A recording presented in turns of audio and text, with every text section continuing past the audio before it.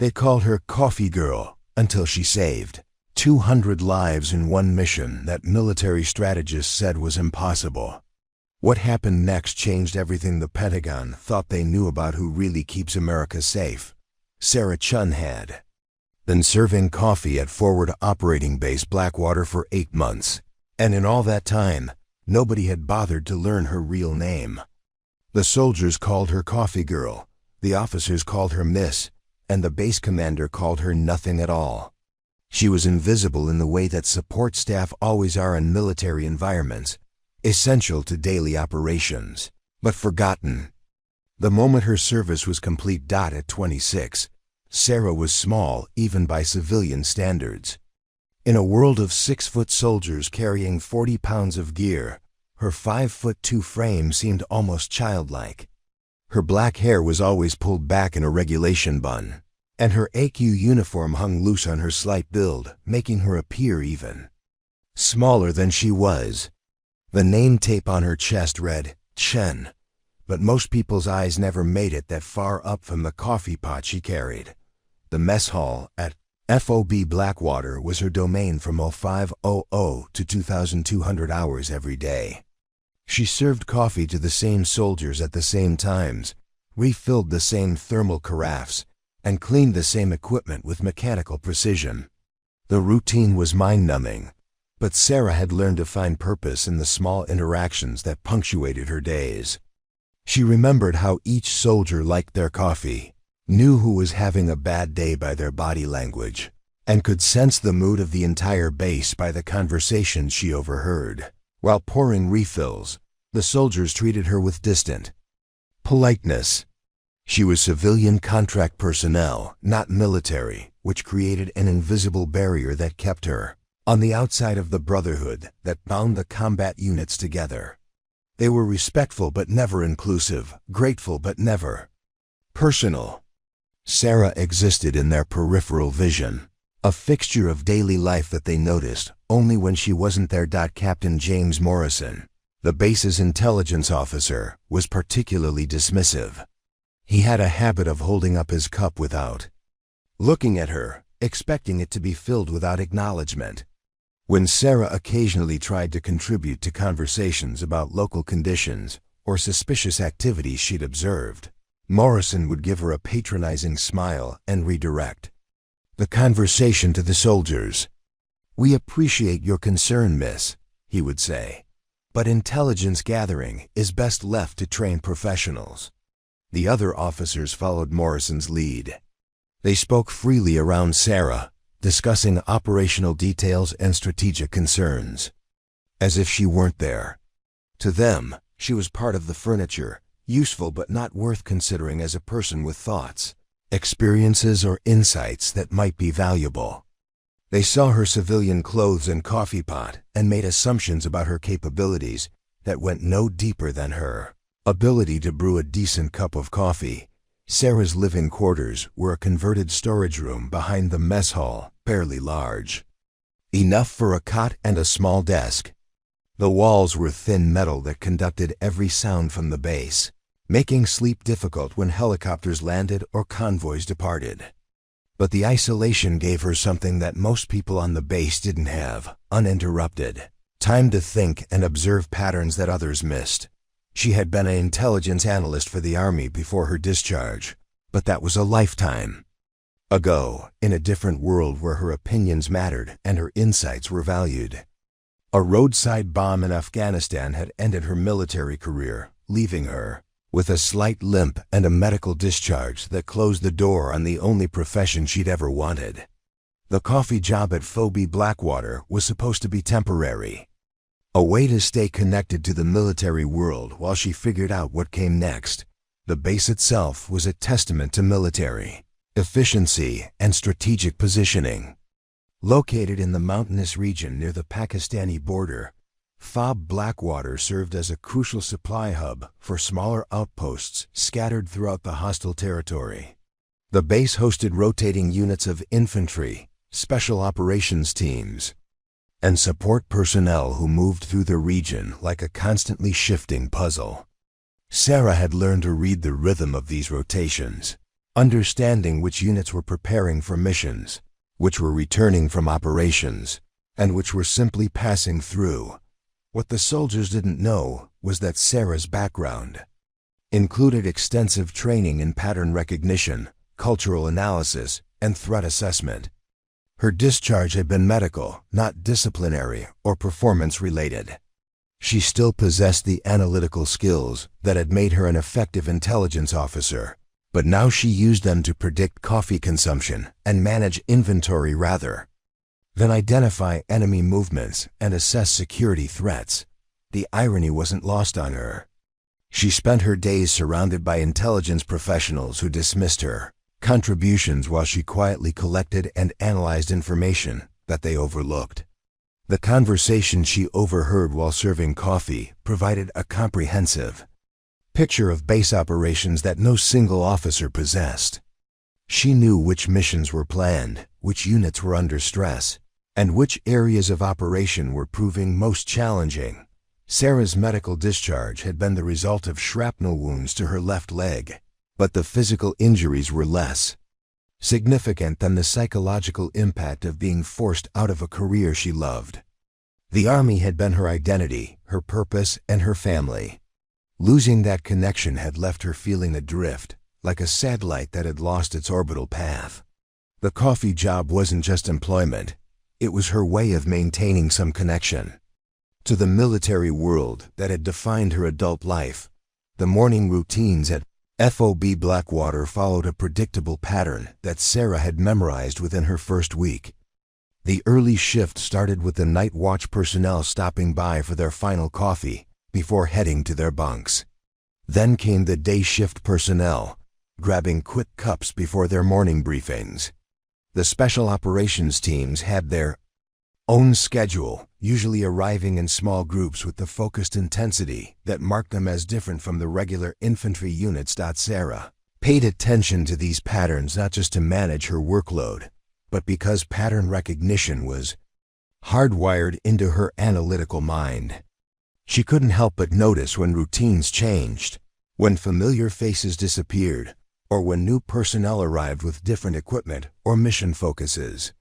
These observations accumulated in her memory like data points in a database, creating a comprehensive picture of base operations that she kept to herself.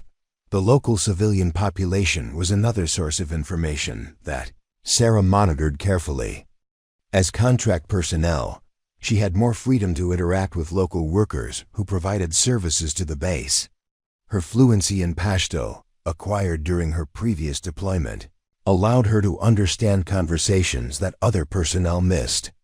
She learned about local concerns, tribal politics, and suspicious activities that didn't always make it into official intelligence reports.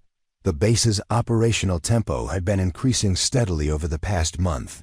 Sarah had noticed the pattern in coffee consumption, meal scheduling, and the frequency of helicopter arrivals. Something significant was being planned, but the details were compartmentalized among the various units. She could sense the building tension in the way soldiers carried themselves, the shortened conversations, and the increased focus on equipment maintenance. Captain Morrison had been particularly busy, spending long hours in the communications center and meeting with unit commanders at all hours. Sarah had served coffee during several of these meetings, standing invisibly in the corner while officers discussed grid coordinates, timeline constraints, and casualty estimates. The fragments of conversation she overheard suggested a major operation was imminent, something larger and more complex than the routine patrols and raids that characterized most base activities. The intelligence picture that Sarah had assembled from her observations was more complete than any single officer possessed, but she had no avenue to share her insights. Her previous attempts to contribute to operational discussions had been politely dismissed, and she had learned to keep her observations to herself. The military hierarchy was clear about who provided intelligence and who served coffee, and Sarah had been firmly categorized in the latter group, but patterns were patterns, regardless of who observed them. Sarah had identified several concerning trends that suggested the base was under surveillance by hostile forces. The timing of local civilian movements, the appearance of unfamiliar faces in the local population, and the subtle changes in routine activities around the base all pointed to increased enemy interest in FOB Blackwater's operations. The most troubling pattern was the correlation between base activity and subsequent attacks on supply convoys. Sarah had noticed that convoy ambushes consistently occurred within 24 hours of increased preparation activities at the base. The correlation was too strong to be coincidental, suggesting that someone was providing real-time intelligence about base operations to hostile forces. But her attempts to discuss this observation with intelligence personnel had been dismissed as the overactive imagination of a civilian contractor. Sarah's frustration with her invisible status was compounded by her genuine concern for the safety of the soldiers she served every day.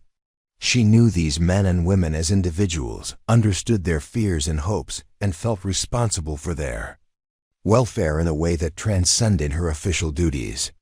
They might not see her as anything more than the coffee girl, but she saw them as the dedicated professionals they were, deserving of every possible advantage in their dangerous mission. The base's defensive preparations were another source of concern. Sarah had observed gaps in security protocols that were invisible to personnel who had become accustomed to routine procedures. Her fresh perspective, combined with her analytical background, allowed her to identify vulnerabilities that had developed gradually over time. But these observations remained locked in her head, valuable intelligence that served no purpose because the messenger lacked credibility. As another day ended and Sarah cleaned the coffee equipment for the night, she could feel the weight of impending events. The base was preparing for something significant, something that would test every system and every person involved. Her 8 months of invisible service had given her unique insights into the strengths and weaknesses of FOB Blackwater. But those insights would remain unused unless circumstances forced the military hierarchy to look beyond their assumptions about who could contribute to mission success. The soldiers filed out of the mess hall, heading to their bunks or their posts, leaving Sarah alone with her thoughts and her growing certainty that the base was walking into a trap. Tomorrow would bring new challenges, new conversations to overhear, and new patterns to analyze. But tonight, she was still just the coffee girl, invisible and underestimated, carrying knowledge that could save lives if anyone bothered to listen. Sarah's official duties at FOB Blackwater extended far beyond just serving coffee, though that's all anyone seemed to notice. Her contract with Aramark Defense Services specified food service support, which meant she was responsible for maintaining the entire mess hall operation during her shifts. She managed inventory for 3 meals a day, coordinated with supply convoys for food deliveries, supervised the local civilian kitchen staff, and ensured that health and safety standards were maintained in an environment where a single case of food poisoning could compromise an entire unit's operational readiness. The kitchen operated on military precision, but Sarah was the one who made that precision possible. She arrived at 0430 every morning to start the coffee urns and prepare for the breakfast rush, working through detailed checklists that ensured every piece of equipment was clean, functional, and properly stocked.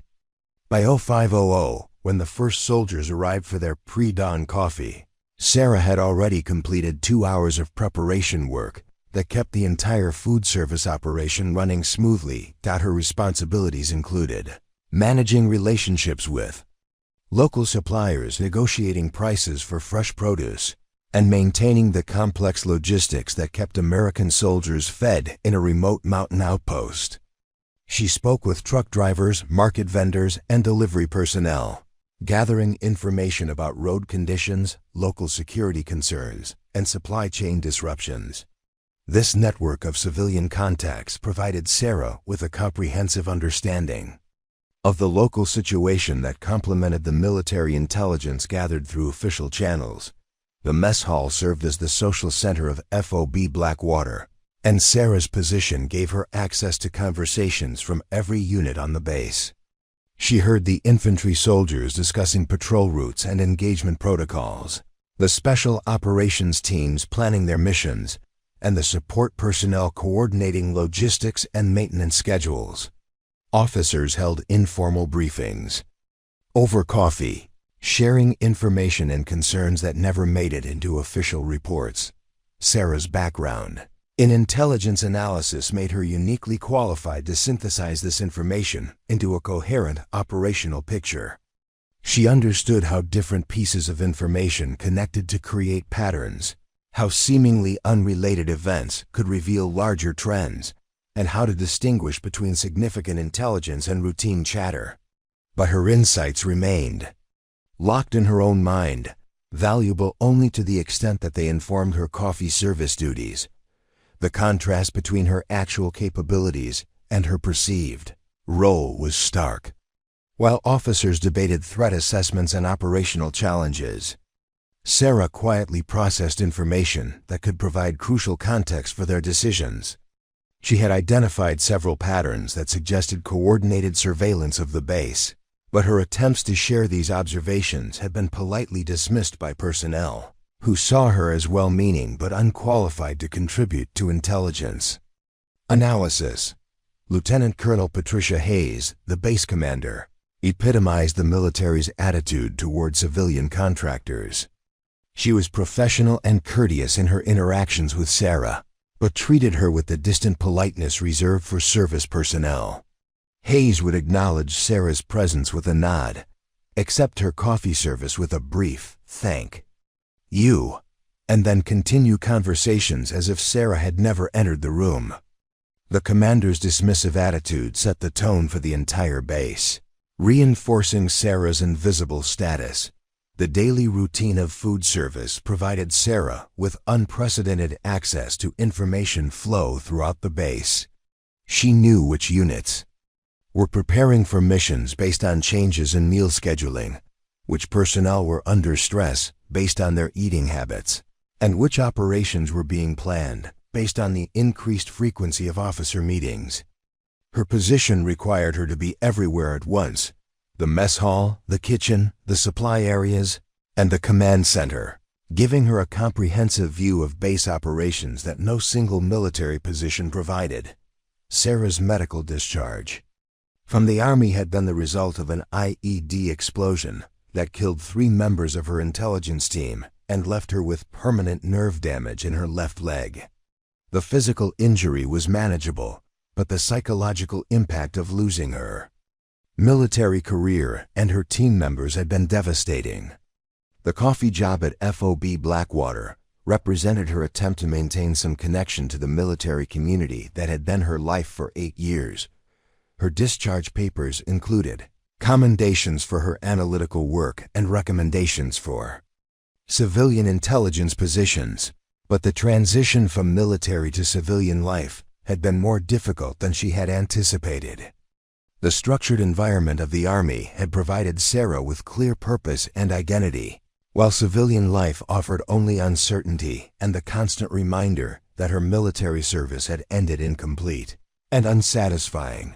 The local civilian population provided another source of information that Sarah monitored carefully. Her fluency in Pashto and Dari allowed her to understand conversations that other base personnel missed, and her position as a civilian contractor gave her more freedom to interact with local workers. She learned about tribal politics, local grievances, and suspicious activities that didn't always make it into official intelligence reports. The patterns Sarah had identified were troubling. She had noticed that attacks on American convoys consistently occurred within 24 hours of increased activity at FOB Blackwater, suggesting that someone was providing real-time intelligence about base operations to hostile forces. The correlation was too strong to be coincidental, but her attempts to discuss this observation with intelligence personnel had been dismissed as the overactive imagination of a civilian contractor. Captain Morrison, the base intelligence officer, was particularly dismissive of Sarah's observations. He had a habit of cutting her off when she tried to contribute to conversations about local conditions, redirecting the discussion to military personnel with a patronizing smile. "We appreciate your concern, miss," he would say, "but intelligence analysis requires specialized training and clearance levels that civilian contractors don't possess." The irony of Morrison's dismissal wasn't lost on Sarah. She had more intelligence training than most of the personnel on the base, but her civilian status and coffee service duties made her invisible to the military hierarchy. Her insights were dismissed not because they lacked merit, but because they came from someone who wasn't supposed to have insights worth considering. Sarah's living quarters behind the mess hall provided her with a unique perspective on base operations. The thin walls conducted sound from throughout the facility, allowing her to monitor radio communications, helicopter arrivals, and late activities that others missed. She had learned to interpret the base's operational rhythm through these sounds, understanding which activities indicated routine operations and which suggested something more significant was developing. The base's defensive preparations were another source of concern for Sarah. She had observed gaps in security protocols that were invisible to personnel who had become accustomed to routine procedures. Her fresh perspective, combined with her analytical background, allowed her to identify vulnerabilities that had developed gradually over time. The guards' rotation patterns had become predictable, the perimeter checks had become routine, and the response procedures had become mechanical. Sarah's frustration with her invisible status was compounded by her genuine concern for the safety of the soldiers she served every day. She knew these men and women as individuals, understood their personalities and concerns, and felt responsible for their welfare in a way that transcended her official duties. They might not see her as anything more than the coffee girl, but she saw them as the dedicated professionals they were, deserving of every possible advantage in their dangerous mission. The intelligence picture that Sarah had assembled from her observations was more complete than any single officer possessed, but she had no avenue to share her insights. The military hierarchy was clear about who provided intelligence and who served coffee, and Sarah had been firmly categorized in the latter group. Her valuable observations remained locked in her own mind, useful only to the extent that they informed her understanding of base operations. The contrast between her perceived role and her actual capabilities created a constant tension that Sarah struggled to manage.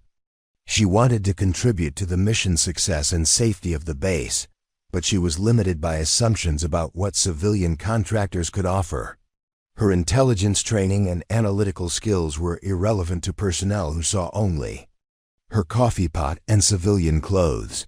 Sarah's position also gave her access to communications that other personnel missed. She cleaned the officers' mess during meetings, emptied trash bins in the communications center, and maintained coffee service in areas where sensitive discussions took place. The conversations she overheard provided crucial context for understanding base operations, but this information remained trapped in her civilian status. The local supply network that Sarah managed provided another source of intelligence that the military underutilized. Her relationships with truck drivers, market vendors, and delivery personnel gave her access to information about road conditions, local security concerns, and civilian population movements. These contacts often provided advance warning of threats and opportunities that didn't reach official intelligence channels until much later. The base's operational tempo had been increasing steadily, and Sarah had noticed the pattern in multiple indicators. Coffee consumption increased during mission planning phases, meal scheduling changed when units prepared for deployment, and maintenance activities intensified before significant operations. These patterns were invisible to personnel focused on their specific duties, but Sarah's comprehensive view of base operations allowed her to see the larger picture. Sarah's medical discharge had left her with more than physical injuries. The psychological impact of losing her military career and her team members had created a deep need to prove that her service still mattered. The coffee job at FOB Blackwater was more than employment. It was her way of remaining connected to the military community and contributing to mission success. Even if that contribution went unrecognized, the evening hours were particularly challenging for Sarah. After the mess hall closed and the base settled into its nighttime rhythm, she was left alone with her thoughts and her growing certainty that the base was walking into a trap. Her observations and analysis pointed to a coordinated threat that the official intelligence apparatus had failed to detect, but her warnings had been dismissed as the overactive imagination of the civilian contractor. As another day ended and Sarah completed her evening cleaning duties, she could feel the weight of unused knowledge. Tomorrow would bring new conversations to overhear, new patterns to analyze, and new opportunities to contribute to mission success.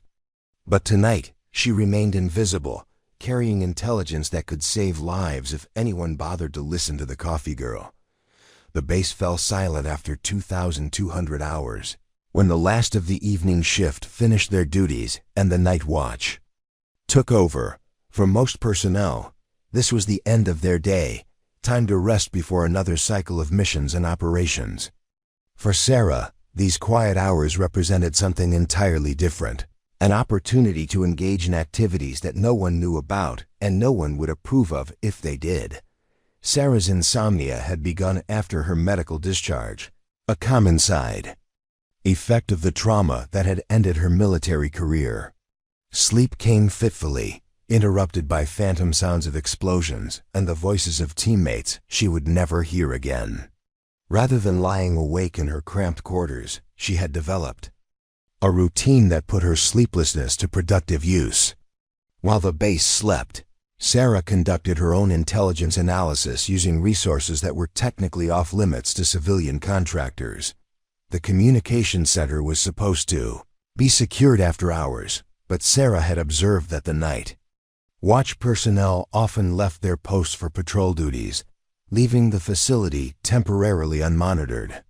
Her background in intelligence operations had taught her to recognize these security gaps, and her position as food service staff gave her legitimate reasons to be in areas throughout the base. She had learned the guard rotation schedules, the patrol routes, and the brief windows when sensitive areas were accessible. Sarah's first venture into unauthorized intelligence gathering had been accidental. She had been returning coffee equipment to the supply room when she noticed that one of the computers in the communications center was still logged in, displaying a situation report that outlined recent enemy activities in the region. The information contradicted what she had been hearing in casual conversations, revealing a more serious threat situation than most personnel realized. That initial glimpse of classified information had revealed the gap between what the base leadership knew and what they were sharing with the general population. Sarah realized that her position as invisible support staff could provide access to information that might help her understand the patterns she had been observing. She began systematically accessing intelligence reports, operational summaries, and threat assessments during her late-night hours. The process required careful planning and execution. Sarah had to time her activities to avoid the guard patrols, ensure that she left no traces of her presence, and maintain her normal daytime routine without arousing suspicion. Her intelligence training had included operational security protocols, and she applied these skills to her unauthorized activities. She memorized information rather than copying it, accessed systems during predictable gaps in security coverage, and maintained detailed mental notes about everything she discovered. Intelligence reports painted a picture that was significantly more concerning than the base leadership was acknowledging publicly. Enemy forces in the region had been conducting coordinated surveillance of American positions, with particular focus on supply routes and operational patterns. The reports documented multiple instances of sophisticated intelligence gathering that suggested a well-organized adversary with access to inside information. Sarah's analysis of these reports, combined with her own observations, revealed a pattern of compromise that the official intelligence apparatus had failed to recognize. The enemy's knowledge of American operations was too detailed and too timely to be explained by external surveillance alone.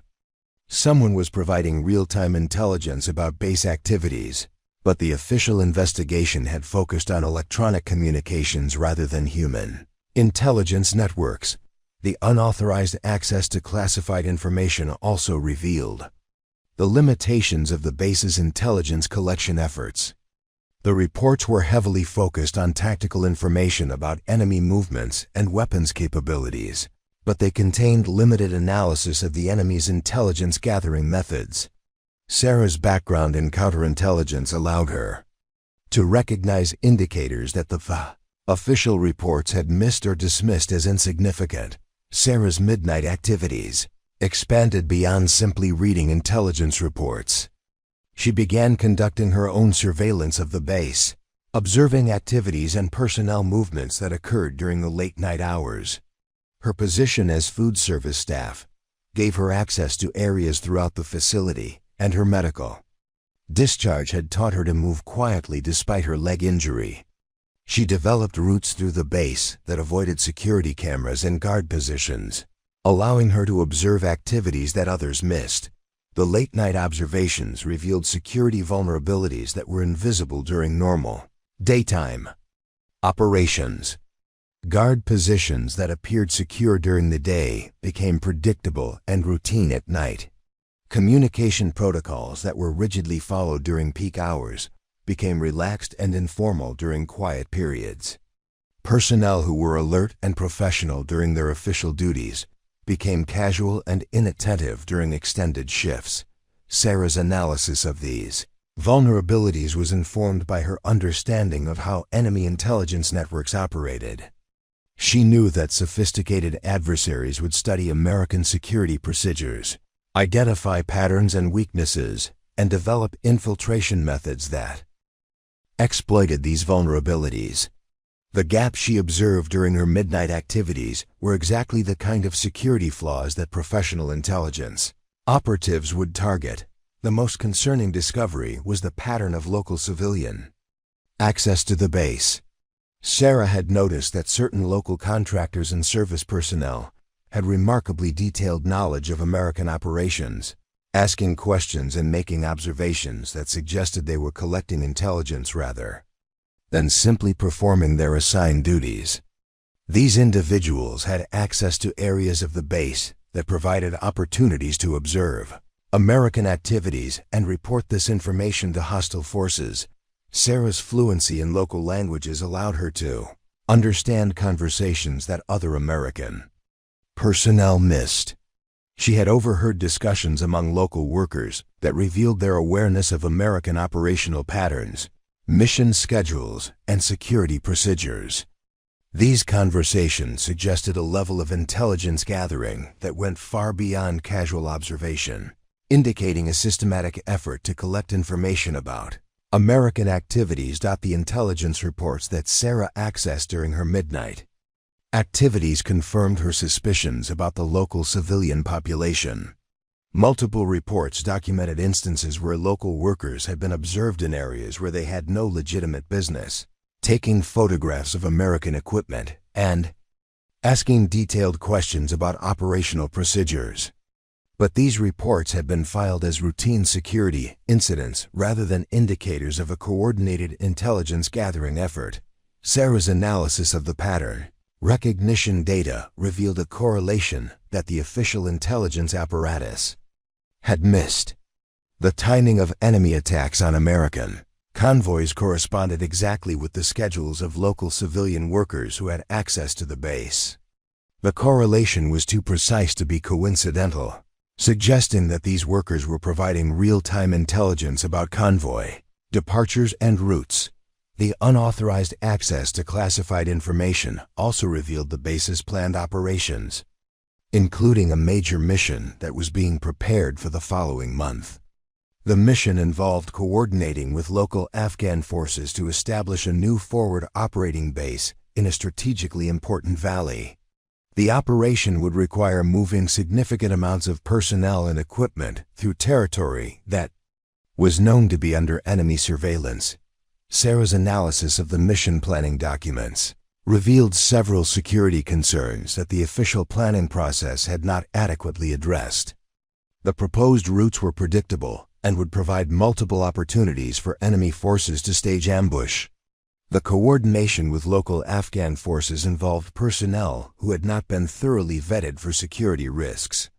The communication protocols for the mission relied on channels that had been compromised in previous operations. The intelligence reports also revealed that enemy forces were actively preparing for a major operation, with increased recruitment activities, weapons acquisition, and training exercises. The enemy's preparation timeline corresponded with the American mission schedule, suggesting that they had advanced knowledge of the planned operation. This intelligence confirmed Sarah's suspicions that the base's operational security had been compromised. Sarah's midnight intelligence gathering activities required increasingly sophisticated operational security measures.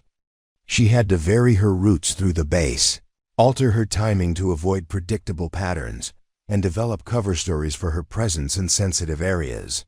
Her intelligence training had included these skills, but applying them in her current situation required careful adaptation to the base's specific security environment.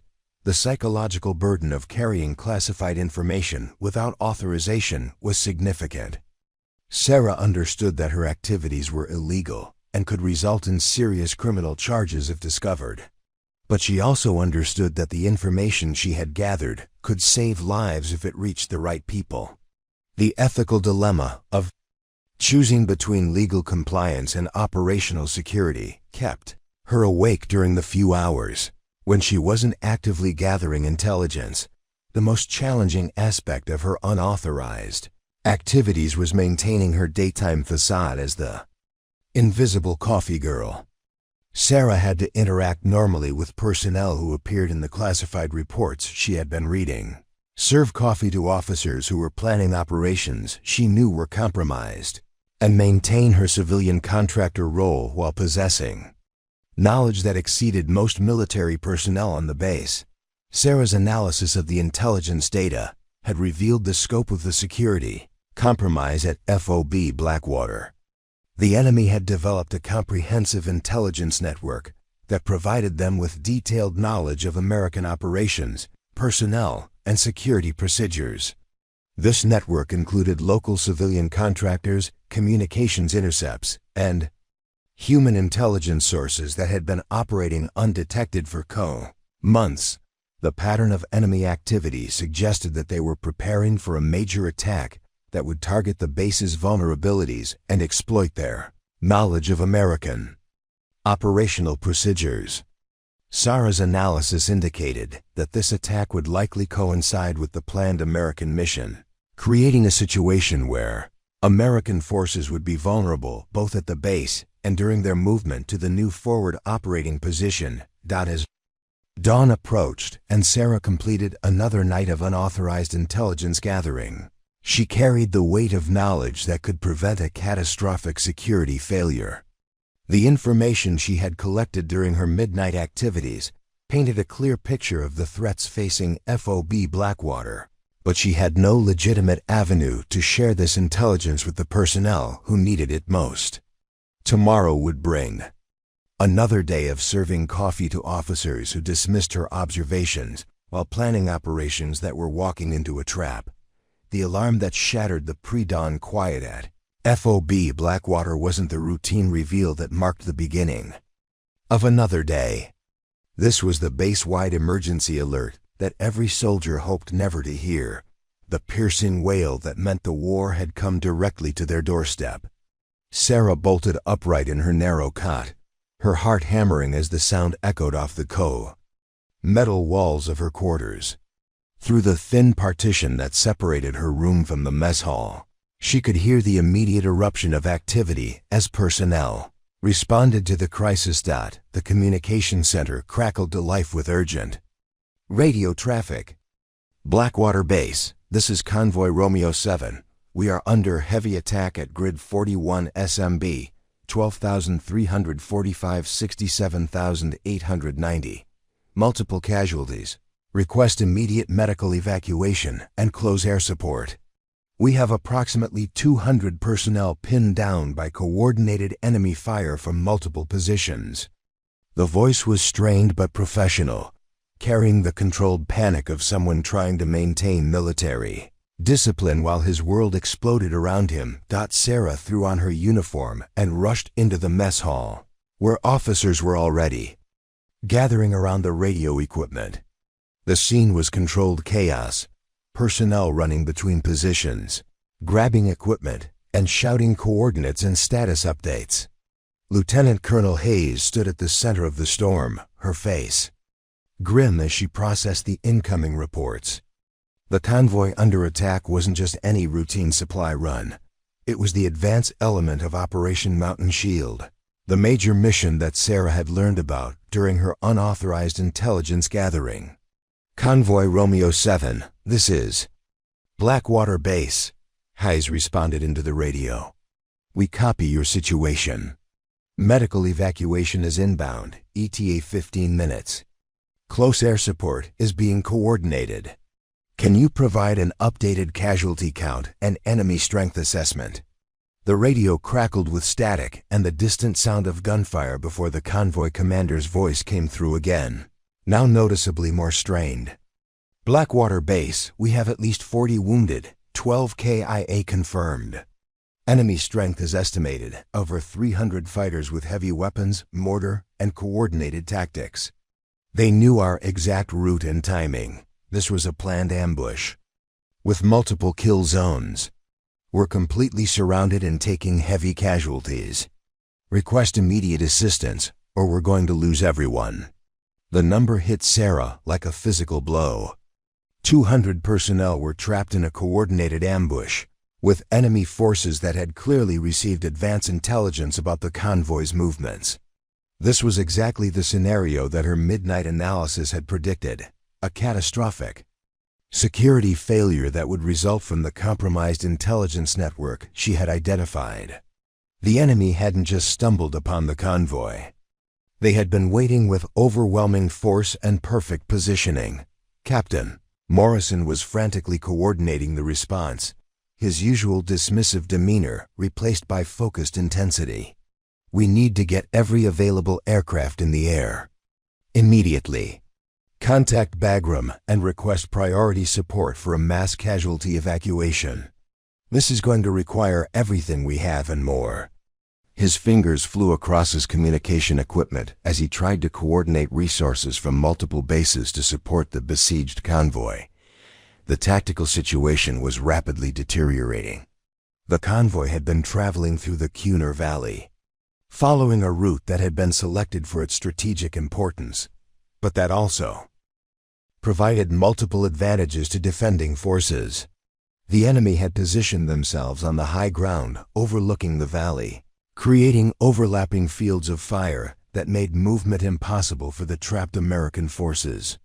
The terrain that made the valley strategically valuable also made it a perfect killing field for anyone who knew the convoy was coming. Sarah listened to the radio traffic with growing horror and frustration. Every detail of the enemy's attack confirmed her analysis of the intelligence compromise at FOB Blackwater. The enemy had known not just the convoy's route and timing, but also its composition, equipment, and mission objectives. They had positioned forces to counter every possible American response, suggesting access to detailed operational plans that should have been classified at the highest levels. Blackwater Base, this is Convoy Romeo 7, the radio crackled again. The enemy is using American tactical frequencies to coordinate their attack. They're jamming our communications and intercepting our coordination efforts. Repeat, the enemy has comprehensive knowledge of our communication protocols and tactical procedures. This is not a random attack. Someone gave them everything they needed to destroy us. The communication intercept capability that the convoy commander reported was particularly alarming. Sarah knew from her intelligence background that sophisticated communication interception required advanced equipment and training that suggested state-level support rather than typical insurgent capabilities. The enemy forces attacking the convoy had access to resources and intelligence that went far beyond what local militants should possess. Lieutenant Colonel Hayes was coordinating the response with grim efficiency, but Sarah could see the strain in her face as she processed the magnitude of the crisis. All available aircraft are being diverted to support Convoy Romeo 7. We're looking at a minimum of 6 hours to organize sufficient forces for a relief operation. The enemy chose their position well. It's going to be extremely difficult to provide effective support with the resources we have available. The base's medical facilities were being prepared for mass casualties with every available medic and piece of equipment being organized for the incoming wounded. Sarah had worked with the medical staff enough to understand that FOB Blackwater was not equipped to handle casualties on the scale that was developing. The base's medical facility was designed for routine injuries and minor trauma, not the kind of mass casualty event that was unfolding in the Cooner Valley. Sarah's analysis of the tactical situation was informed by her understanding of the enemy's intelligence capabilities. The attacking forces had positioned themselves to maximize American casualties while minimizing their own exposure to counterattack.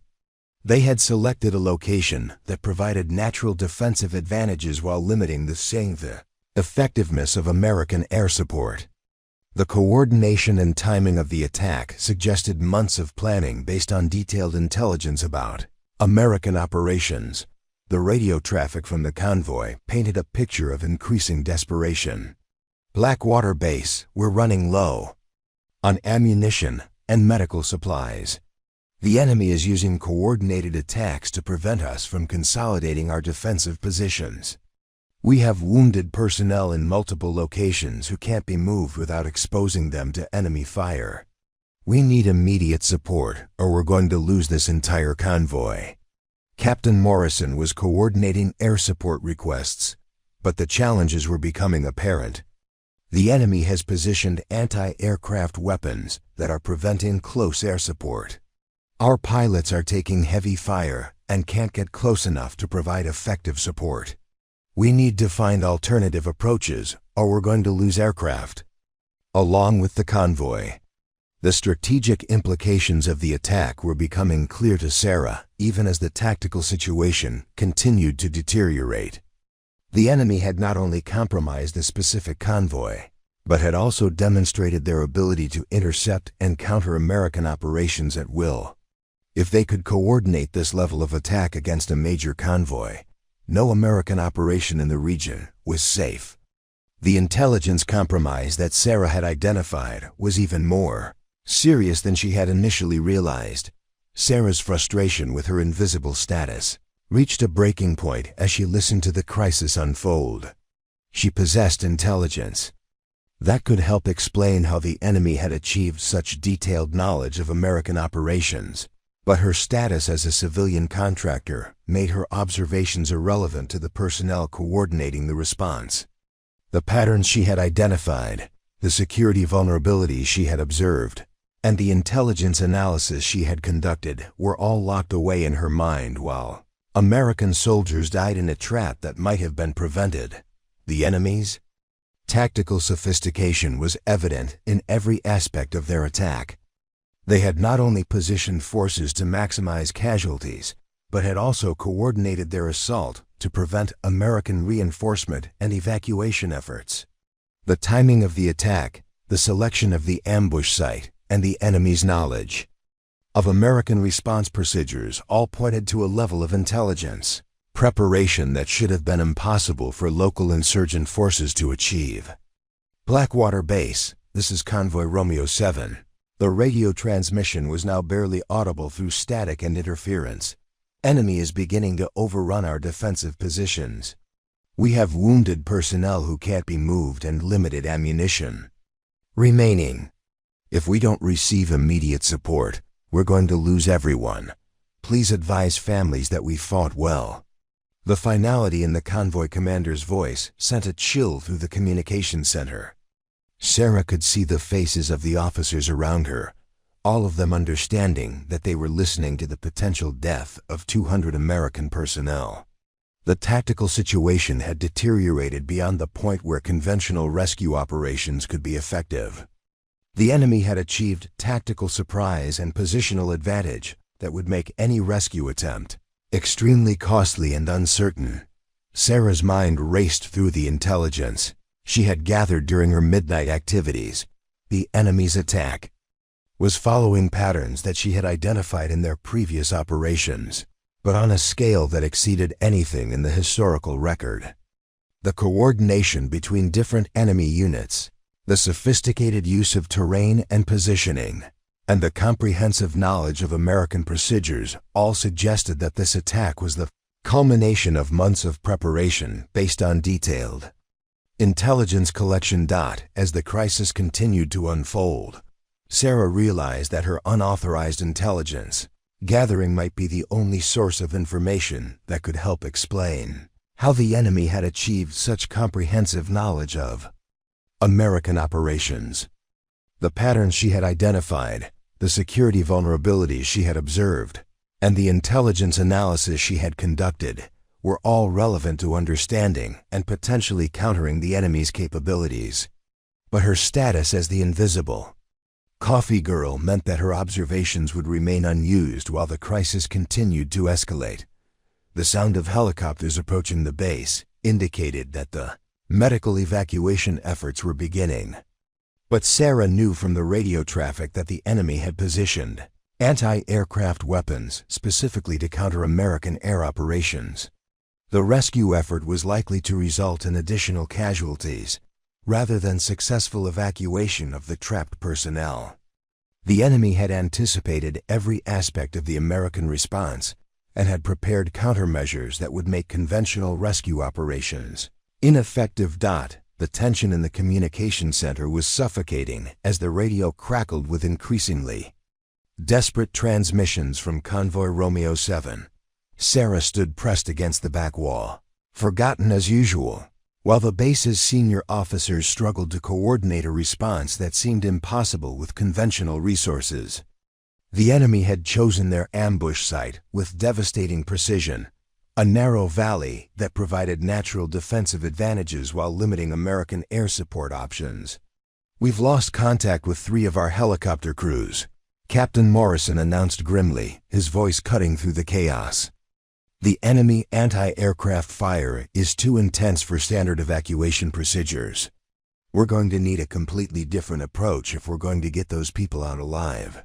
His hands moved frantically across communication equipment as he tried to coordinate with higher command authorities, but the responses were all variations of the same theme: insufficient resources and overwhelming enemy advantages. Lieutenant Colonel Hayes stood at the center of the crisis, her face etched with the kind of stress that comes from watching helplessly as personnel under her command face annihilation. "What about ground reinforcement? Can we get armor support through the valley approaches?" Her question was met with head shakes from her tactical officers, who had already analyzed the terrain and enemy positioning.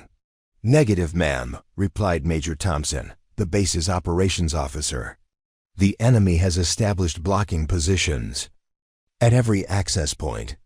Any ground approach would take hours to organize and would likely result in additional casualties without reaching the convoy. They've planned this to perfection. We're looking at a situation where conventional rescue operations are essentially impossible." Sarah's analytical mind processed the tactical situation with growing certainty. The enemy's attack wasn't just sophisticated. It was based on intimate knowledge of American response procedures and capabilities. They had positioned forces to counter every standard rescue option that the base would attempt. The anti-aircraft weapons weren't randomly placed, they were specifically positioned to create gaps in coverage that would force American helicopters into predetermined kill zones. "Sir," interrupted Staff Sergeant Martinez, the base's senior intelligence analyst, "I've been reviewing the enemy's tactical approach, and there's something unusual about their positioning. They're not just blocking our standard approaches. They're forcing us to use specific routes that seem designed to channel our response into predictable patterns. His observation was acute, but Sarah could see that he was only identifying the surface elements of what was clearly a much deeper intelligence operation. The radio crackled again with the convoy commander's voice, now noticeably weaker. Blackwater. Base, we're down to our last ammunition reserves. The enemy is coordinating systematic attacks on our defensive positions. They know exactly where our wounded are located, and they're targeting our medical personnel. This isn't random fire. They have detailed intelligence about our defensive setup. Sarah's frustration reached a breaking point as she listened to the crisis unfold. Every detail of the enemy's attack confirmed her analysis of the intelligence. Compromise at FOB Blackwater, but her observations remained locked away in her civilian contractor status. The patterns she had identified during her midnight intelligence gathering were playing out exactly as she had predicted, but the personnel coordinating the response had no access to her insights. Captain Morrison was coordinating with Bagram Air Base, trying to arrange additional air support, but the challenges were becoming insurmountable. The enemy has sophisticated surface-to-air missiles that are preventing our aircraft from getting close enough to provide effective support. We're looking at a minimum of 4 hours to organize sufficient forces to overcome their defensive positions. And the convoy doesn't have 4 hours. The tactical situation continued to deteriorate as enemy forces demonstrated their comprehensive knowledge of American procedures. They had not only anticipated the rescue attempts, but had prepared specific countermeasures for each option. The enemy's intelligence preparation was so thorough that they seemed to understand American capabilities better than the Americans themselves. "Ma'am," Staff Sergeant Martinez said quietly to Lieutenant Colonel Hayes, "I need to report something that might be relevant to the situation. We've been observing some unusual patterns in local civilian behavior over the past few weeks. There have been several instances where local contractors have been observed in areas where they had no legitimate business, and some of their questions about base operations have been unusually detailed." Hayes turned to Martinez with sharp attention. "Are you suggesting that our security has been compromised by local personnel?" Her question carried the weight of someone who was beginning to understand that the current crisis might be the result of deeper intelligence failures than anyone had realized. "I can't prove it definitively," Martinez replied, "but the timing of this attack and the enemy's knowledge of our operations suggests that they had advance intelligence about the convoy's route and timing. The level of coordination and preparation we're seeing isn't consistent with opportunistic attacks. This required months of planning, based on detailed operational intelligence." Sarah's pulse quickened as she listened to Martinez's assessment. His observations were correct, but incomplete. He was identifying symptoms of the intelligence compromise without understanding the full scope of the problem. Her midnight analysis had revealed patterns that went far beyond what Martinez was describing, but her civilian status made her insights irrelevant to the current crisis. The enemy's tactical sophistication was evident in every aspect of their attack. They had positioned forces to create multiple kill zones that would channel American rescue attempts into predetermined areas where they could maximize casualties. The communication intercept capabilities that the convoy commander had reported suggested access to American tactical frequencies and encryption methods that should have been impossible for local insurgent forces to obtain. "Blackwater Base, this is Convoy Romeo 7. The radio transmission was increasingly difficult to understand through static and interference. Enemy forces are preparing for a final assault on our positions. We have approximately 30 minutes before they overrun our defensive perimeter. If rescue operations are going to be attempted, they need to happen now or it will be too late." The finality in the convoy commander's voice created a moment of absolute silence in the communications center. Every officer present understood that they were listening to the potential death of 200 American personnel. and conventional rescue operations had been systematically neutralized by an enemy that possessed comprehensive intelligence about American capabilities and procedures. Lieutenant Colonel Hayes made a decision that reflected her growing desperation. I want every piece of intelligence we have about this area reviewed immediately. There has to be something we're missing, some approach or capability that the enemy hasn't anticipated. We're not going to abandon 200 American personnel without exhausting every possible option. Sarah's mind raced through the intelligence she had gathered during her unauthorized activities. The enemy's attack was following patterns that she had identified in their previous operations, but conventional military thinking was preventing the base leadership from recognizing alternative approaches. The enemy had prepared for standard American response procedures, but there were unconventional options that might exploit gaps in their defensive planning. Staff Sergeant Foster, the base's senior non-commissioned officer, had been quietly observing the crisis without contributing to the discussions. His combat experience in multiple theaters had taught him to recognize situations where conventional thinking was insufficient for the challenges being faced. "Ma'am," he said quietly to Hayes, "sometimes the solution to an impossible problem comes from sources that we don't normally consider." Hayes turned to Foster with the kind of attention that senior officers reserve for experienced non-commissioned officers who rarely speak but always have something valuable to contribute when they do. "What are you suggesting, Sergeant?" Her question carried the weight of someone who was willing to consider unconventional approaches if they offered any hope of success. "I'm suggesting that we might be overlooking resources that could provide insights into this situation," Foster replied carefully. "Sometimes the people who see the most are the ones who are noticed the least. We might have personnel on this base who have observed patterns and information that our standard intelligence collection hasn't captured." Sarah's heart began to race as she realized that Foster might be creating an opening for her to contribute to the crisis response. His words were carefully chosen to suggest that unconventional sources of intelligence might be available without specifically identifying who those sources might be. The suggestion was subtle but clear. There might be perspectives on the current situation that had been overlooked by the military hierarchy. Captain Morrison looked skeptical about Foster's suggestion.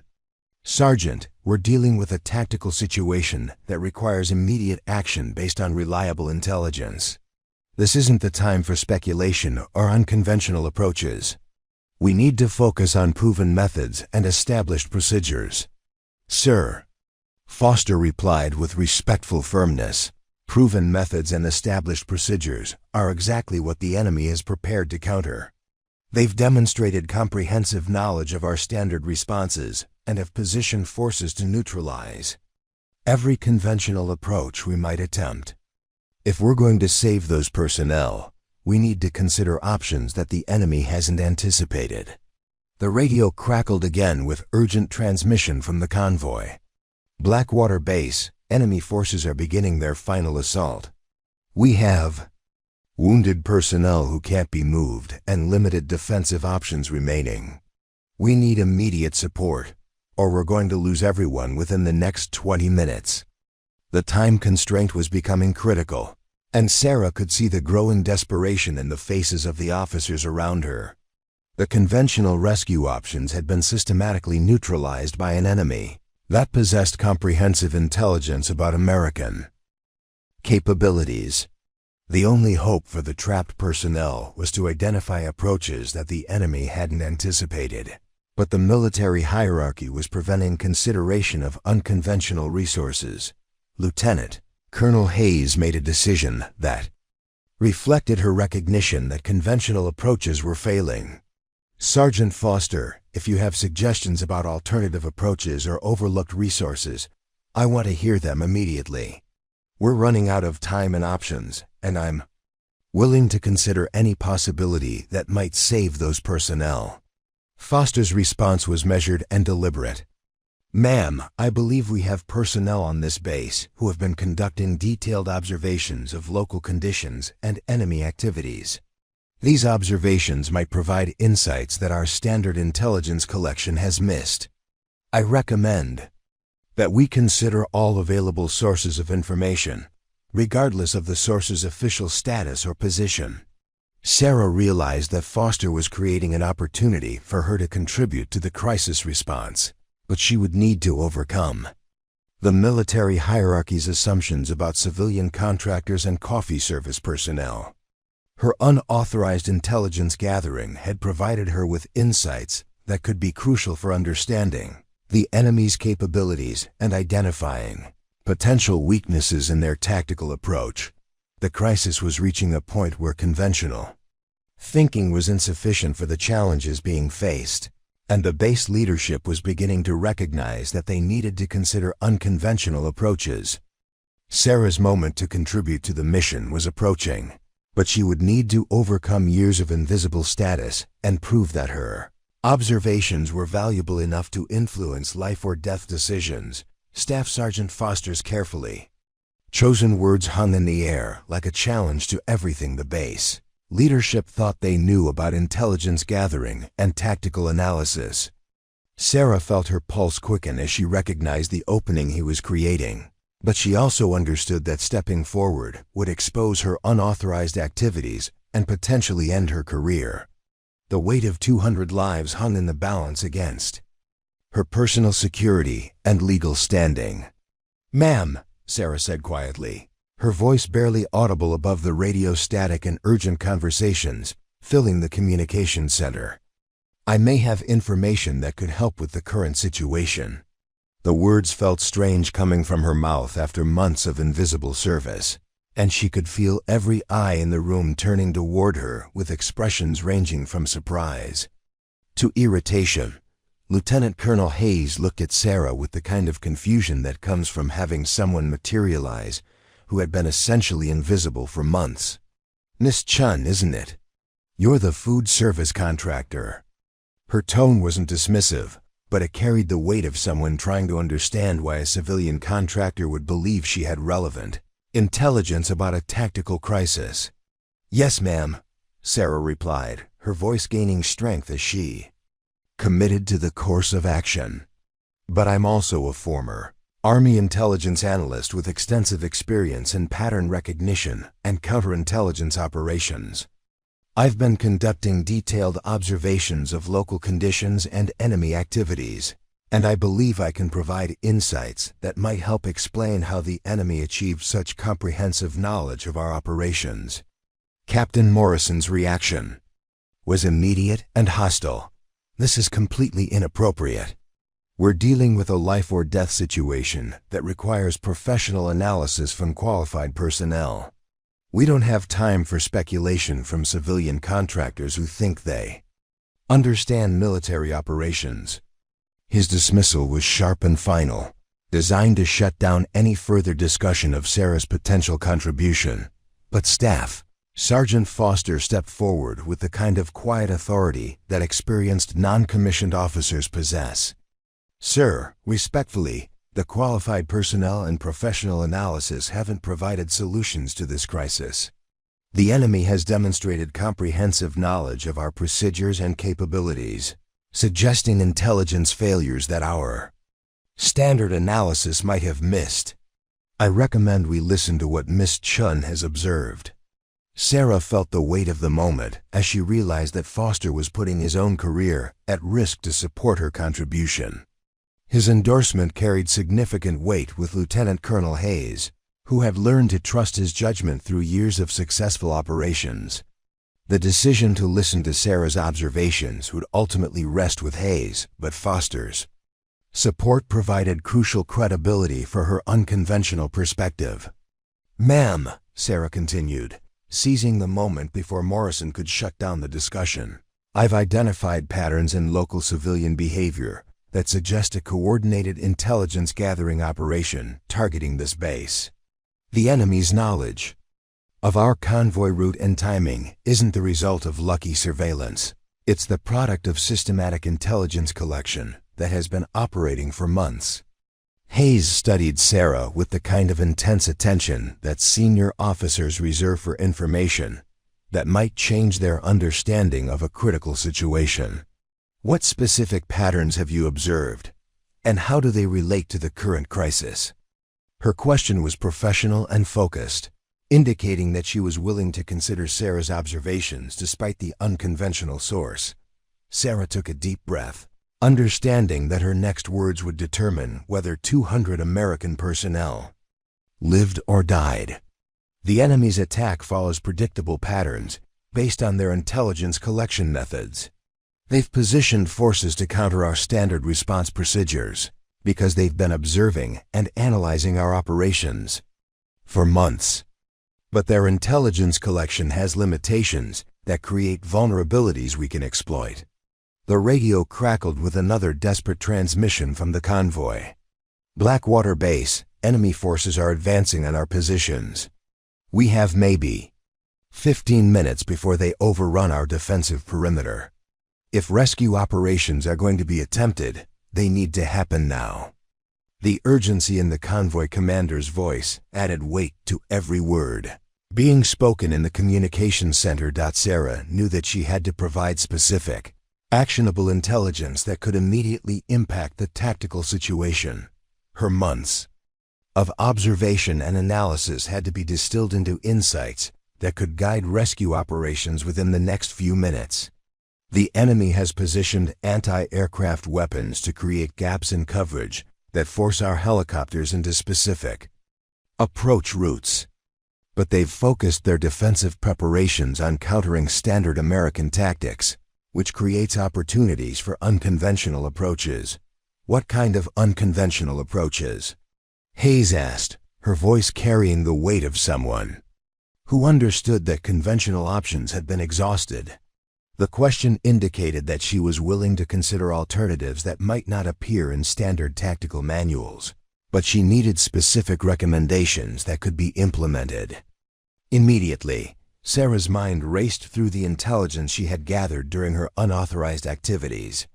The enemy's tactical approach was sophisticated, but followed predictable patterns based on their understanding of American procedures. The enemy has positioned forces to control the high ground and established kill zones that channel our rescue attempts into predetermined areas. But they've assumed that our rescue operations will follow standard procedures, using conventional aircraft and approach routes.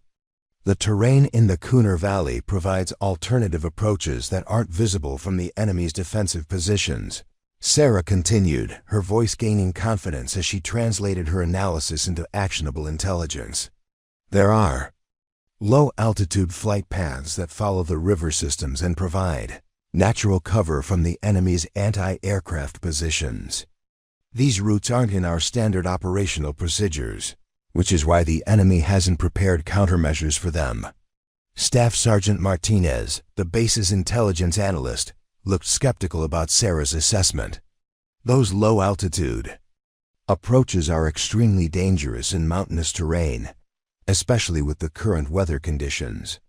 The risk of aircraft collision with terrain features makes them unsuitable for standard rescue operations. His objection was technically correct but failed to consider the alternatives to conventional risk assessment. "Sir," Sarah replied, addressing Martinez directly, "the risk of terrain collision is significant, but it's manageable with proper navigation and pilot training. The enemy's anti-aircraft positions are designed to engage targets at higher altitudes, using standard approach vectors. Low-altitude approaches that follow natural terrain features would avoid the enemy's prepared defensive positions entirely." Lieutenant Colonel Hayes was processing Sarah's recommendations with the kind of tactical thinking that had made her a successful commander. "Miss Chen, are you suggesting that we can use terrain-following approaches to avoid the enemy's anti-aircraft coverage? And if so, do we have pilots with the training and experience to execute such approaches under combat conditions?" Sarah's response required her to reveal the extent of her unauthorized intelligence gathering, but the lives of 200 personnel outweighed her personal security concerns. "Ma'am, I've been studying the terrain features and flight patterns in this region for months. The river valleys provide natural corridors that can be used for low-altitude approaches, and we have pilots on this base with the training and experience to execute these approaches successfully. Captain Morrison's objection was immediate and forceful. This is completely beyond the scope of what a civilian contractor should know about our operational capabilities and tactical procedures. How does a food service employee have detailed knowledge of terrain features and pilot qualifications? His question carried implications about security violations that could result in serious criminal charges. Sarah understood that Morrison's question was really about her unauthorized activities, but she also understood that the immediate crisis took precedence over her personal legal situation. Sir, I've been observing and analyzing patterns in our operations because I believe my intelligence training could contribute to mission success. I've identified vulnerabilities in our security procedures and opportunities to improve our operational effectiveness. The admission of unauthorized intelligence gathering created a moment of tense silence in the communications center. Every officer present understood the implications of Sarah's statement, but they also understood that her insights might be the only hope for saving the trapped personnel. The ethical and legal questions about her activities would have to be addressed later after the immediate crisis was resolved. "Ma'am," Staff Sergeant Foster interjected, "regardless of how Miss Chen acquired her knowledge, her assessment of the tactical situation appears to be accurate. The enemy has demonstrated comprehensive knowledge of our standard procedures, and conventional rescue operations have been systematically neutralized. If she has identified alternative approaches that might be effective, I recommend we consider them immediately." Hayes made a decision that reflected her recognition that conventional approaches had failed and that time was running out for the trapped personnel. "Miss Chen, I want you to provide specific recommendations for alternative rescue operations. What aircraft should we use, what routes should they follow, and what tactical procedures would maximize our chances of success?" Sarah felt the weight of responsibility as she realized that her unauthorized intelligence gathering was about to be transformed into operational planning that could save or cost 200 lives. Her months of observation and analysis had to be distilled into specific recommendations that could be implemented immediately by pilots and ground crews who had no experience with the unconventional approaches she was suggesting. "Ma'am, I recommend using the MH-60 Black Hawks with pilots who have mountain warfare training. The aircraft should approach the valley using terrain-following flight paths that follow the Cunard River system. The approach altitude should be maintained at less than 100 feet above ground level to avoid the enemy's anti-aircraft coverage." Her recommendations were specific and actionable, based on her detailed analysis of the terrain and enemy defensive positions. The rescue operation should be coordinated with diversionary actions that draw enemy attention away from the actual rescue approaches, Sarah continued. "We can use artillery and airstrikes on the enemy's primary defensive positions to create the impression that we're attempting a conventional rescue operation, while the actual rescue aircraft use the low-altitude approaches to reach the convoy." The radio crackled again with urgent transmission from the convoy. "Blackwater Base, enemy forces are beginning their final assault. We have wounded personnel who can't be moved and very limited ammunition remaining. We need immediate support, or we're going to lose everyone within the next 10 minutes. The time constraint was becoming critical, and Sarah could see the growing desperation in the faces of the officers around her. Lieutenant Colonel Hayes was processing Sarah's recommendations with the kind of tactical thinking that had to balance risk and opportunity under extreme time pressure. "Miss Chen, your recommendations involve significant risks and require precise coordination. Are you confident that these approaches will be effective, and are you willing to take responsibility for the outcomes?" Sarah understood that Hayes was asking her to stake her professional reputation and personal responsibility on the success of her recommendations. The question carried weight beyond the immediate tactical situation. It was about whether she was willing to accept accountability for the lives of 200 personnel based on her unauthorized intelligence gathering and unconventional analysis. "Ma'am," Sarah replied with quiet certainty, "I'm confident that these approaches offer the best chance of successful rescue operations. The enemy has prepared for conventional responses, but they haven't anticipated the alternative approaches. I'm willing to take full responsibility for the outcomes and to participate in the operation to ensure its success." The offer to participate in the rescue operation surprised everyone in the communications center, including Sarah herself. But she understood that her recommendations would be most effective if she could provide real-time guidance during the operation. Her knowledge of the terrain features, enemy positions, and tactical opportunities would be crucial for adapting the rescue plan to changing conditions. At Captain Morrison's final objection was predictable but desperate.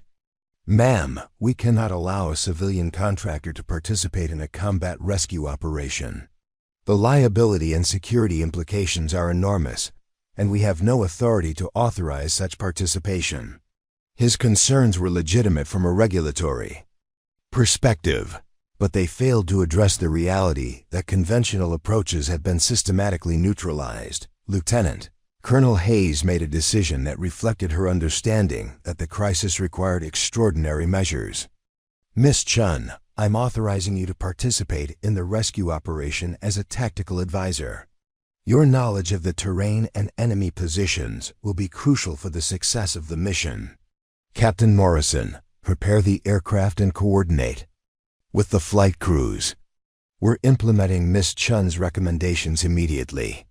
The authorization to participate in the rescue operation marked a complete transformation in Sarah's status at FOB Blackwater. In the space of 15 minutes, she had gone from invisible coffee girl to tactical advisor for a life-or-death rescue mission. The change was remarkable, but Sarah understood that her real test was yet to come, proving that her unconventional analysis could save 200 lives in one of the most challenging rescue operations ever attempted. The helicopter hangar at FOB Blackwater transformed into a scene of controlled chaos as ground crews prepared aircraft for the most dangerous rescue mission any of them had ever attempted. Sarah found herself at the center of the operation, no longer invisible but suddenly crucial to the success of a mission that would determine whether 200 American personnel lived or died. The weight of responsibility was overwhelming, but her intelligence training had prepared her for high-stakes decision-making under extreme pressure. Chief Warrant Officer Michael Rodriguez, the base's most experienced helicopter pilot, approached Sarah with the kind of skeptical respect that veteran aviators reserve for untested theories that might get them killed. "Miss Chen, I've been flying in these mountains for 3 years, and I've never attempted the kind of low-altitude approaches you're recommending. The terrain is treacherous, the weather conditions are marginal, and the enemy has demonstrated sophisticated anti-aircraft capabilities." Sarah understood Rodriguez's concerns, but she also understood that his experience with conventional approaches was exactly what the enemy had prepared to counter. "Chief Rodriguez, the enemy has positioned their anti-aircraft weapons to engage targets following standard approach vectors at normal altitudes. The low-altitude approaches I'm recommending will keep your aircraft below their engagement envelope while using terrain features to mask your approach." The tactical planning session that followed was unlike anything Sarah had experienced during her military service. She found herself briefing experienced combat pilots on terrain features, enemy positions, and tactical procedures that she had analyzed during her unauthorized intelligence gathering. The irony wasn't lost on her. The coffee girl was now providing operational guidance to the same personnel who had dismissed her observations for months. "The primary approach route follows the Cunha River system from the northeast," Sarah explained, pointing to the topographical map that had been spread across the briefing table. "The river valley provides natural cover from enemy observation and creates a terrain corridor that will keep your aircraft below the effective range of their anti-aircraft systems. The approach altitude should be maintained at 75 feet above ground level to maximize terrain masking. Captain Jennifer Walsh, the mission's flight commander, studied the proposed route with the kind of analytical precision that had made her one of the most successful pilots in the theater. Miss Chen, this approach route requires flying through terrain features that aren't marked on our standard navigation charts. How do we navigate accurately when GPS signals might be jammed and standard navigation aids might be compromised? Sarah's response revealed the extent of her preparation for this exact scenario. Captain Walsh, I've been studying the terrain features in this region for months, and I've identified navigation reference points that can be used for visual navigation even under adverse conditions. The river system provides a natural navigation corridor, and there are distinctive terrain features that can be used for position confirmation throughout the approach. The intelligence brief that Sarah provided to the flight crews was comprehensive and detailed, covering enemy positions, expected threats, and tactical countermeasures that could be employed during the rescue operation. Her analysis of the enemy's defensive preparations was based on months of observation and pattern recognition that had revealed vulnerabilities in their tactical approach. The enemy has positioned their primary anti-aircraft systems to cover the 3 standard approach corridors that we would normally use for this type of operation, Sarah continued. But they've assumed that our rescue attempts will follow established procedures, using conventional altitudes and approach vectors. The low-altitude terrain-following approaches will exploit gaps in their defensive coverage that they haven't anticipated. Staff Sergeant Foster, who had been quietly observing the briefing, stepped forward with a question that reflected his understanding of the tactical complexities involved. Miss Chen, what happens if the enemy adapts their defensive positions during the rescue operation? How do we maintain tactical advantage if they recognize our unconventional approach and adjust their countermeasures? Sarah's response demonstrated her understanding of dynamic tactical situations and the importance of maintaining operational flexibility. Sergeant Foster, the enemy's anti-aircraft positions are fixed and oriented towards standard approach corridors. Repositioning these systems would take time and expose them to our counter-battery fire. Additionally, I've identified alternative approach routes that can be used if the primary route becomes compromised. The radio crackled with another desperate transmission from the besieged convoy. Blackwater Base, enemy forces are advancing on our final defensive positions. We have maybe 5 minutes before they overrun our perimeter. If rescue operations are going to be attempted, they need to happen immediately, or it will be too late. The urgency in the convoy commander's voice added weight to every decision being made in the briefing room. Lieutenant Colonel Hayes authorized the immediate launch of the rescue operation, understanding that further delay would make any rescue attempt impossible. All aircraft crews, this is a go for Operation Lifeline. Miss Chen will accompany the lead aircraft to provide real-time tactical guidance. All personnel are authorized to take necessary risks to save the lives of our trapped personnel. Sarah's inclusion in the actual rescue mission was unprecedented. But the extraordinary circumstances justified extraordinary measures. She had never participated in a combat rescue operation, but her intelligence training and detailed knowledge of the tactical situation made her presence crucial for the mission's success.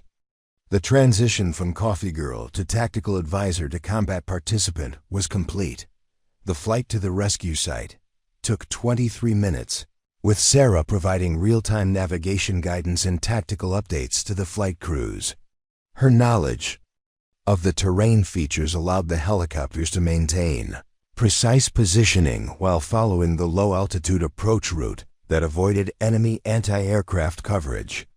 The flight was smooth and undetected, confirming her analysis of the enemy's defensive limitations. Lead aircraft, this is Blackwater Base. The radio crackled with updates from the Tactical Operations Center. Enemy forces are beginning their final assault on the convoy's positions. You have a very narrow window to complete the rescue operation before the defensive perimeter is completely overrun. The time pressure was intense, requiring split-second decision-making and flawless execution of the rescue plan. Sarah's first view of the battlefield was sobering. The convoy's vehicles were scattered across the valley floor, some burning, others providing cover for American personnel, who were desperately holding defensive positions against overwhelming enemy forces. The enemy's tactical advantage was obvious. They held the high ground and had positioned forces to create multiple kill zones that made movement extremely dangerous for the trapped Americans. I can see the enemy's anti-aircraft positions, Sarah reported to the flight crews, pointing to the camouflaged weapon systems that had been positioned to cover standard approach corridors. They're oriented toward the western approaches and haven't repositioned to cover our actual approach route. We should be able to complete the rescue operation without encountering significant anti-aircraft fire. The rescue operation required multiple aircraft working in coordination to evacuate wounded personnel, while providing suppressive fire against enemy positions. Sarah's tactical guidance was crucial for coordinating these activities, as her understanding of the enemy's defensive positions allowed the flight crews to position their aircraft for maximum effectiveness while minimizing exposure to enemy fire. The first phase of the rescue operation focused on evacuating the most critically wounded personnel, who required immediate medical attention that was only available at FOB Blackwater. Sarah coordinated the medical evacuation with the flight crews, ensuring that the most serious cases were prioritized while maintaining tactical security for the rescue aircraft. The process was dangerous and chaotic, but her guidance kept the operation organized and effective. We've got 47 wounded personnel loaded and ready for evacuation, Chief Rodriguez reported over the radio. Miss Chen's tactical guidance has been crucial for maintaining our positioning and avoiding enemy fire. The enemy hasn't been able to effectively engage our aircraft because we're operating outside their prepared defensive envelope. The second phase of the rescue operation involved evacuating the remaining personnel while providing covering fire for the convoy's withdrawal from their defensive positions. Sarah's knowledge of the enemy's positions and capabilities allowed the flight crews to position their aircraft for maximum suppressive fire effectiveness while maintaining security for the evacuation process. The enemy's response to the rescue operation confirmed Sarah's analysis of their tactical limitations. Their anti-aircraft systems were unable to effectively engage the rescue aircraft because they had been positioned to counter conventional approaches rather than the low-altitude terrain-following tactics that Sarah had recommended. The enemy's comprehensive intelligence about American procedures had become a liability when Americans used unconventional approaches. All personnel are loaded and ready for evacuation, Captain Walsh reported as the final phase of the rescue operation began. Miss Chen's tactical recommendations have been completely successful. We've evacuated all 200 personnel without losing a single aircraft or crew member. The enemy's defensive preparations were completely ineffective against our unconventional approach. The flight back to FOB Blackwater carried 200 American personnel who had been minutes away from death when the rescue operation began. Sarah's unauthorized intelligence gathering and unconventional analysis had identified the tactical approaches that made their rescue possible. The mission's success validated her months of invisible observation and pattern recognition, proving that sometimes the most overlooked person in an organization possesses the most crucial insights. The medical personnel at FOB Blackwater were prepared for mass casualties, but the successful rescue operation had minimized additional casualties during the evacuation process. Sarah's tactical guidance had been crucial for maintaining the efficiency and safety of the rescue operation, ensuring that wounded personnel received medical attention as quickly as possible while avoiding the additional casualties that conventional rescue approaches might have caused. Miss Chen Chief Rodriguez said as the aircraft touched down at FOB Blackwater. "Your tactical recommendations saved 200 lives today. Your analysis of the enemy's defensive positions and your knowledge of alternative approach routes made this rescue operation possible. Without your insights, we would have lost everyone in that convoy." The transformation in Sarah's status at FOB Blackwater was complete, but the real measure of her success was the 200 American personnel who were alive because of her unconventional analysis and tactical recommendations. The coffee girl who had been invisible for months had become the person whose insights had prevented one of the most catastrophic losses in recent military history. The rescue operation had demonstrated the value of unconventional thinking and the importance of recognizing expertise regardless of its source.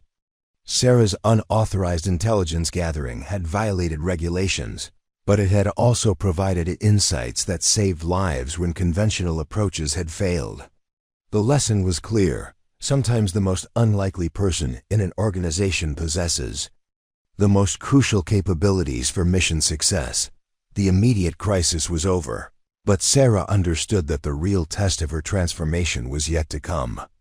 She had proven her analytical capabilities and tactical insights under extreme pressure, but she would need to demonstrate consistent performance and professional growth to maintain her new status. The rescue operation had been a dramatic success, but lasting change would require sustained excellence and continued contribution to mission success. The aftermath of Operation Lifeline created a whirlwind of activity at FOB Blackwater that extended far beyond the immediate medical care for the rescued personnel. Within hours of the successful rescue, Sarah found herself at the center of an investigation that would determine not only her own future, but also reshape how the military thought about intelligence gathering and operational security. The Pentagon had dispatched a team of investigators to understand how a civilian contractor had possessed intelligence capabilities that exceeded those of trained military personnel. Colonel Patricia Morrison, the lead investigator, arrived at FOB Blackwater with a reputation for thoroughness and an unwavering commitment to military discipline. She had overseen investigations into some of the most sensitive security incidents in recent military history, and her presence indicated that Sarah's unauthorized activities were being taken seriously at the highest levels of command. The investigation would examine not only what Sarah had done, but how she had been able to do it without detection. "Miss Chen," Colonel Morrison began during their first interview, "your actions during the rescue operation saved 200 American lives, but they also represent serious violations of military security protocols. We need to understand how you acquired classified information, what methods you used to conduct unauthorized intelligence gathering, and why you believe these activities were justified despite their illegal nature." Sarah understood that the investigation represented a critical juncture in her life. Her unauthorized activities had violated federal law and military regulations, but they had also prevented a catastrophic loss of American lives. The ethical and legal questions surrounding her actions would require careful consideration of the balance between individual accountability and collective security. Her future depended on how well she could explain her motivations and demonstrate the value of her contributions. "Ma'am," Sarah replied carefully, "my intelligence gathering activities were motivated by my observation of patterns that suggested our operational security had been compromised. I believed that American personnel were at risk due to intelligence failures that weren't being recognized through official channels. My decision to access classified information was driven by my commitment to protecting American lives, not by any desire to violate security protocols." The investigation revealed the extent of Sarah's unauthorized activities and the sophistication of her intelligence analysis. Over the course of 8 months, she had accessed classified information systems, conducted surveillance of base personnel and activities, and developed a comprehensive understanding of enemy capabilities that exceeded the Analysis produced by official intelligence channels. Her methods had been professional and her insights had been accurate, but her activities had been completely unauthorized. Colonel Morrison's team discovered that Sarah's intelligence gathering had identified security vulnerabilities that had been overlooked by official security assessments. Her analysis of local civilian access to the base, her identification of communication security weaknesses, and her recognition of patterns in enemy activities had all been accurate and actionable. The investigation confirmed that her unauthorized activities had produced intelligence that was superior to what was being generated through official channels. Miss Chen's analysis of the intelligence compromise at FOB Blackwater was comprehensive and accurate, Colonel Morrison reported to her superiors. Her identification of security vulnerabilities and her prediction of enemy capabilities were validated by subsequent events. While her methods were unauthorized, her results demonstrated analytical capabilities that exceeded those of trained military personnel. The investigation also examined the institutional failures that had allowed Sarah's expertise to go unrecognized for so long. Her background as a decorated intelligence analyst should have made her a valuable resource for base operations, but the military's rigid hierarchy and assumptions about civilian contractors had prevented her from contributing to mission success. The investigation revealed that the military's personnel policies were failing to utilize available expertise effectively. Staff Sergeant Foster's role in supporting Sarah's contribution to the rescue operation was examined carefully by the investigation team. His decision to advocate for her involvement in the crisis response had been crucial for saving the trapped personnel, but it had also violated established protocols about civilian contractor participation in military operations. Foster's actions required careful evaluation of the balance between following regulations and achieving mission success. Sergeant Foster's decision to support Miss Chen's involvement in the rescue operation was tactically sound and operationally necessary, Colonel Morrison concluded. While his actions violated established protocols, they were justified by the extraordinary circumstances and the lack of effective alternatives. His recognition of Miss Chen's capabilities demonstrated the kind of leadership that the military needs to cultivate. The medical evaluation of the rescued personnel provided additional validation of Sarah's tactical recommendations. The low-altitude approach routes she had identified had minimized exposure to enemy fire and reduced the risk of additional casualties during the evacuation process. The rescue operation had been completed without losing a single aircraft or crew member, despite the sophisticated enemy defenses that had been prepared to counter conventional rescue attempts. Lieutenant Colonel Hayes testified about her decision to authorize Sarah's participation in the rescue operation. Her testimony emphasized the extraordinary circumstances that had justified extraordinary measures, and her recognition that conventional approaches had been systematically neutralized by enemy forces. Hayes's decision to listen to Sarah's recommendations had been crucial for the mission's success. Miss Chen's tactical analysis provided the only viable option for rescuing the trapped personnel, Hayes testified. Her understanding of enemy capabilities and her identification of alternative approach routes made the rescue operation possible. Without her insights, we would have lost 200 American personnel to an enemy that had comprehensive knowledge of our standard procedures. The investigation also examined the intelligence failures that had allowed the enemy to achieve such comprehensive knowledge of American operations. Sarah's analysis of the local civilian population and her identification of communication security weaknesses had revealed vulnerabilities that official intelligence assessments had missed. The investigation confirmed that her unauthorized activities had identified genuine security threats that required immediate attention.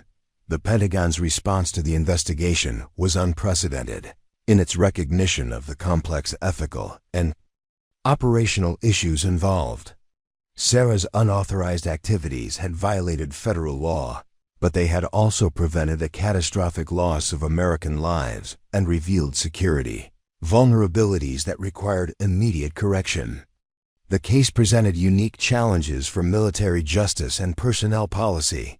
General Patricia Rodriguez, the Pentagon's Director of Military Intelligence, made the final decision about Sarah's case after extensive consultation with legal experts and operational commanders. The decision would establish precedents for how the military handled similar cases in the future, and would determine whether Sarah's expertise could be utilized within the military's formal structure. Ms. Chen's actions represent a complex case that requires balancing legal accountability with operational necessity, General Rodriguez announced. Her unauthorized activities violated established protocols, but they also demonstrated analytical capabilities that the military needs to cultivate. Rather than pursuing criminal charges, we are offering Ms. Chen the opportunity to serve her country through official channels. The offer included an immediate commission as a captain in military intelligence, with assignment to a special unit that would focus on unconventional intelligence analysis and operational security assessment. The position would utilize Sarah's analytical capabilities while providing her with the official authority to conduct the kind of intelligence work that had proven so valuable during the crisis at FOB Blackwater. Sarah's acceptance of the commission marked a complete transformation in her status and responsibilities. The coffee girl, who had been invisible for months, was now a commissioned officer with authority to investigate security vulnerabilities and provide tactical recommendations at the highest levels of command. The change was remarkable, but it reflected the military's recognition that unconventional thinking was essential for addressing evolving security challenges. The new unit that Sarah would help establish was designed to identify and address the kind of institutional blind spots that had allowed security vulnerabilities to persist undetected. The unit would focus on recognizing expertise regardless of its source, utilizing unconventional analysis methods, and challenging assumptions about how intelligence work should be conducted. Sarah's experience would be crucial for developing these capabilities. Captain Morrison, who had initially been the most vocal opponent of Sarah's involvement in military operations, acknowledged the value of her contributions during the final phase of the investigation.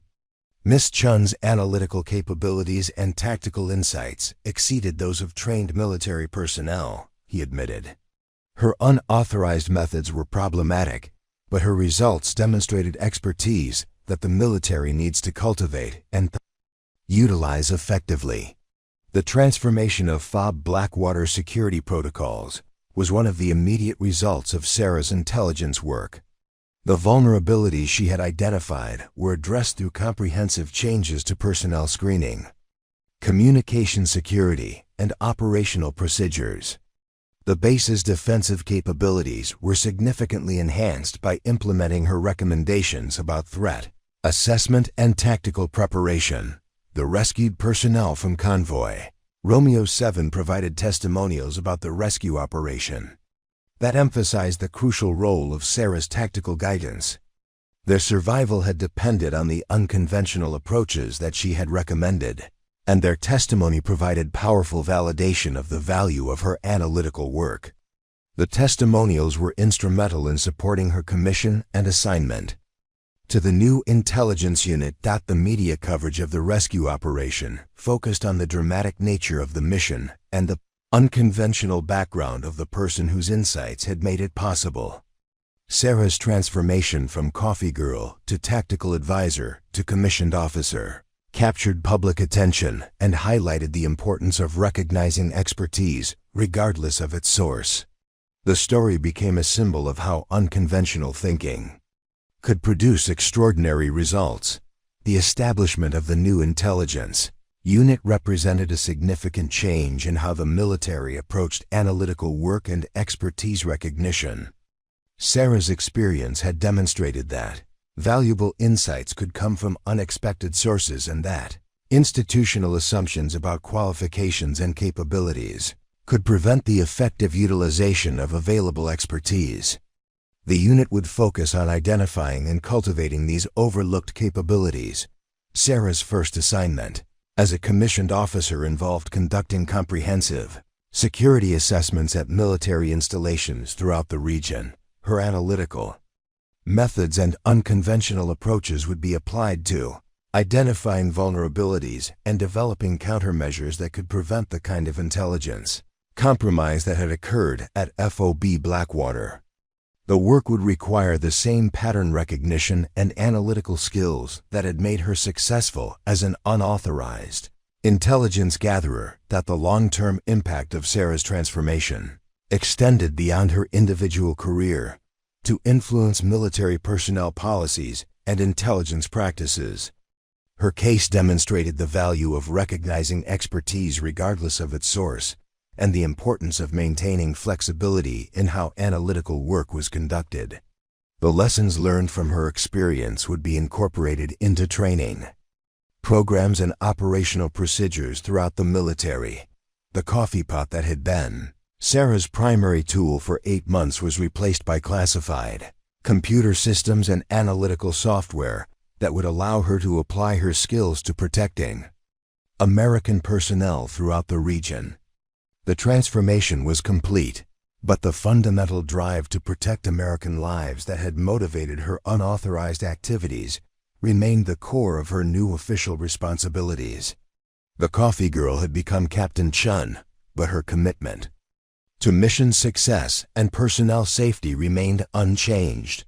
2 years later, Captain Sarah Chen stood in the same communications center at FOB Blackwater, but now she wore the uniform of a commissioned officer and carried the authority to implement the changes she had once only dreamed about.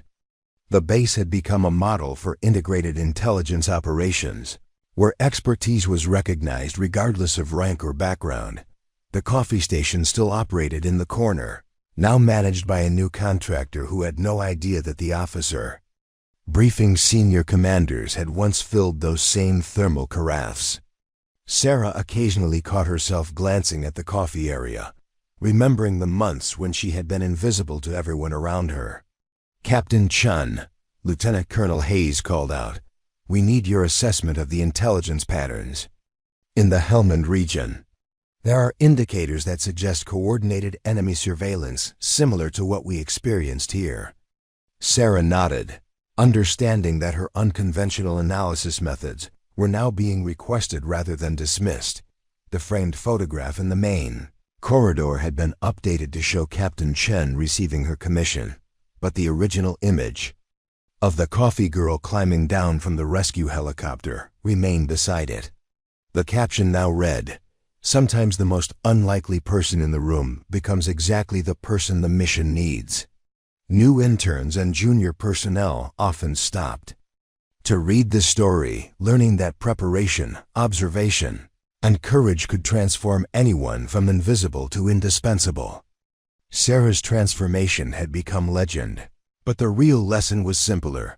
Expertise exists everywhere, waiting to be recognized and utilized. The coffee still brewed at 0500 hours, but now it was served by someone who understood that every person in uniform, regardless of their assigned duties, possessed the potential to change everything. If this story of transformation and hidden potential inspired you, don't forget to hit that subscribe button and join our community of viewers who believe that greatness can emerge from the most unexpected places. Drop a comment below telling us about a time when you or someone you know was underestimated. We love hearing your stories. What other incredible transformations would you like to see featured on our channel?